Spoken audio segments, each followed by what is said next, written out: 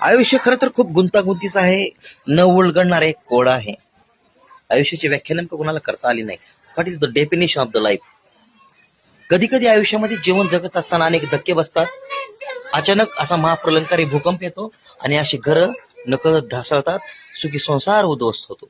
कधी कधी महाप्रलंकारी पूर येतो आणि त्यामध्ये सगळंच वाहून जातं.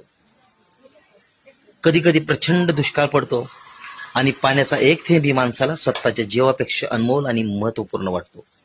परंतु हा माणूस स्वतःमधल्या ह्या आत्मविश्वासावर स्वतःची आयुष्याची पुन्हा पुनर्बांधणी करतो आणि एक भक्कमरित्या जगत असताना जग जिंकण्याचा प्रयत्न करतो. पण कधी कधी आयुष्याला असा टर्निंग पॉइंट मिळतो. तोच माणूस या भिताडासारखा असा मधून ढासळतो, पोखरतो, भावनिकरित्या तो हतबल होतो. त्याचं कारण आहे आपल्याच नात्यातली माणसं आपल्या पाठीत सुरख उपसतात आणि तो माणूस असा ढासळतो.